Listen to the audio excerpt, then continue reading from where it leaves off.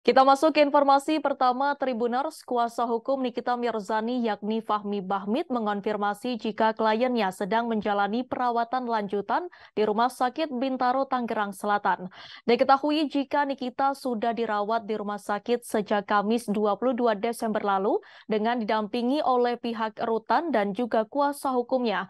Berdasarkan informasi, Nikita mengalami pengeroposan di bagian tulang belakang dan mulai menjalar hingga ke bagian tulang lehernya. Fahmi mengatakan jika melihat kondisi kliennya ini dan berdasarkan rekomendasi dokter, Nikita harus segera mendapatkan tindakan operasi untuk masalah tulangnya. Diperkirakan Nikita akan mendapatkan tindakan operasi setelah tanggal 29 Desember 2022. Hal itu dikatakan Fahmi saat ditemui di Rumah Sakit Bintaro, Tangerang Selatan pada Jumat kemarin. Namun jika Nikita memilih untuk tidak mengambil tindakan operasi, maka dirinya harus menjalankan terapi. Jika tidak, Nikita Mirzani bahkan bisa mengalami kelumpuhan karena penyakitnya tersebut. Sementara itu, Pujianto sempat membeberkan penyakit sang sahabat Nikita Mirzani. Pujianto mengatakan bahwa Nikita memiliki kista. Kista tersebut tumbuh di tubuh Nikita Mirzani, diduga karena gaya hidup yang kurang sehat. Ia juga mengatakan bahwa dirujuknya Nikita Mirzani ke rumah sakit ini berdasarkan anjuran dari dokter, bukan kemauannya sendiri. Kondisi Nikita Mirzani saat ini juga dikabarkan sedang lemah.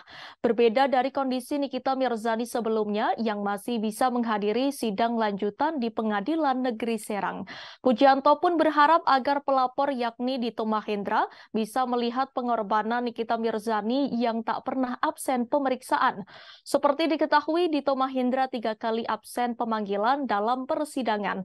Seusai 3 kali mangkir dalam sidang Nikita Mirzani, Dito Mahendra pun disebut majelis hakim akan dihadirkan secara paksa. Dito Mahendra sendiri tak hadir ke persidangan dengan alasan sakit dan masih dalam perawatan. Namun majelis hakim secara tegas memberikan waktu pemulihan bagi Dito Mahendra. Selebihnya apabila melewati waktu yang ditentukan, Dito Mahendra tetap tak hadir, maka akan dilakukan pemanggilan paksa. Pemanggilan paksa terhadap Dito Mahendra dijadwalkan pada 29 Desember 2022.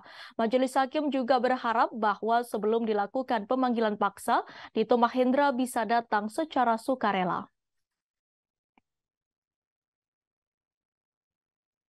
Hormatin proses ini. Ini bukan ranahnya hukum, ini ranahnya kedokteran. Saya tidak bisa mengambil sikap, saya hanya bisa mendengarkan bahwa perawat menyatakan berdasarkan bukti dan saksi Niki itu sakit dan tidak layak untuk dibawa dan dikeluarkan dari rumah sakit.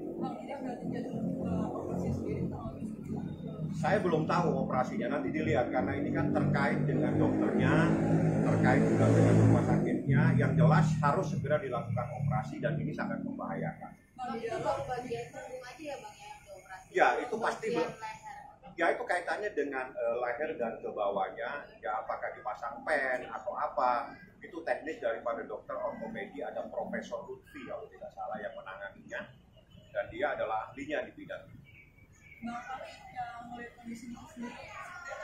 Niki sakit. Tadi ketemu saya tidak bisa ketemu, mohon maaf karena harus PCR.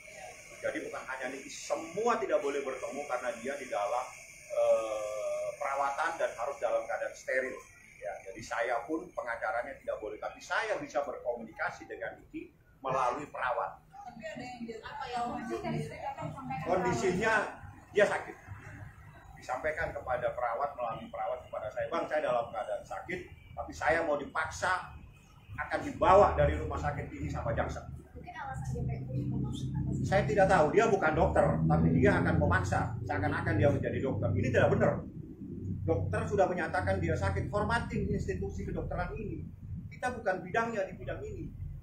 Kalau sudah dokter menyatakan sakit, kenapa semua tidak dipercaya?